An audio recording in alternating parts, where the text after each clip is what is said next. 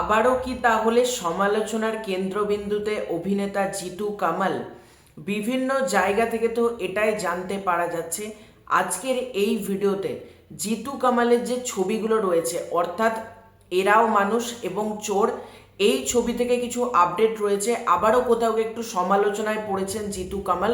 তার এগেনস্টে প্রডিউসার একটা ছোট্ট মামলা করেছেন, তোমরা এটা বলতে পারো। এছাড়াও চিরদিনই তুমি যে আমার, সেটা নিয়েও দু একটা আপডেটস রয়েছে। সবার ফার্স্টে তোমাদেরকে অনুরোধ করব, চ্যানেলে প্রথমবার হয়ে থাকলে চ্যানেলটাকে সাবস্ক্রাইব করে দিও। তোমাদের যদি ভিডিওটা ভালো লাগে, ভিডিওতে একটা লাইক করো, কমেন্ট করো। প্রথমে যে ব্যাপারটাতে আসবো সেটা দেখো। জিতু কামাল তিনি এই মুহূর্তে চোর সিনেমার শুটিং করছেন।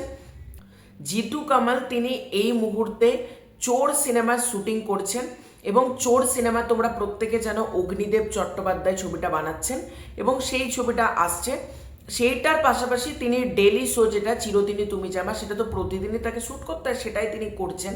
কিন্তু মাঝ রাস্তা থেকে ফেঁসে গিয়েছে এরাও মানুষ ছবিটা, যে ছবিটা বানাতে চলেছেন, যে ছবিতে আমরা জিতু কামালের অপোজিটে দেখতে পাবো শ্রাবন্তীকে। এই ছবিটা প্রাথমিকভাবে প্ল্যানিং ছিল এই বছর পয়লা বৈশাখের সময় কিন্তু মুক্তি দেওয়ার জন্য, অর্থাৎ এপ্রিল মাসে কিন্তু এই ছবিটা মুক্তি পাওয়ার একটা কথা ছিল, এরকমই বিভিন্ন জায়গা থেকে বলা হচ্ছে। কিন্তু এই ছবির দুটো গান এবং কিছু শুটিংয়ের কাজ বাকি আছে, অর্থাৎ দুটো গানের এখনো শুটিং বাকি। তার পাশাপাশি এই যে সিনেমার বেশ কিছু পোর্শন, এগুলো শুটিং হওয়া বাকি আছে। এবার কি হয়েছে, এখানে অভিনেতা জিতু কামাল তার সাথে প্রডিউসার সাই প্রকাশ তিনি যোগাযোগ করেছেন যে আমাদের ছবিটা করার জন্য, মানে তাড়াতাড়ি যাতে করে, তাহলে ফেডারেশনের সাথে, টলিউড যিনি ফেডারেশনের সভাপতি রয়েছেন অরূপ বিশ্বাস, স্বরূপ বিশ্বাস, তাদের সাথে যোগাযোগ করে এই ছবিটা তোমার পয়লা বৈশাখের সময়তে মুক্তি দেওয়ার জন্য। কিন্তু জিতু কামাল এখানে ক্লিয়ারলি জানিয়ে দিয়েছেন তিনি এই মুহূর্তে চোর সিনেমার শুটিং করছেন এবং চিরদিনই তুমি যে আমার, এই দুটো কাজ করছেন সাইমনটেনাসলি। তার পক্ষে এই মুহূর্তে দুটো গান এবং এরাও মানুষের যে গুরুত্বপূর্ণ কিছু সিকোয়েন্সের শ্যুট বাকি রয়েছে, সেগুলো এই মুহূর্তে তার সেটে জয়েন করা সম্ভব না।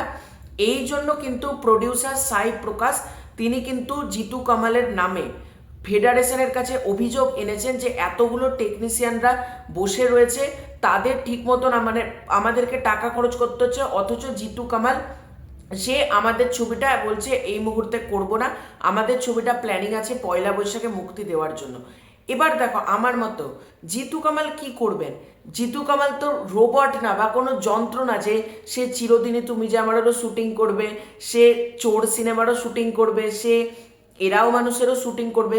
মেন প্রবলেমটা কি হয়েছিল, এরাও মানুষ এই ছবিটা শুটিং ডেট থেকে একটু পিছিয়ে ছিল, মানে পোস্টপন্ড হয়েছিল শুটিং ডেট, এই কারণেই কিন্তু এই সমস্যাটা হয়েছে।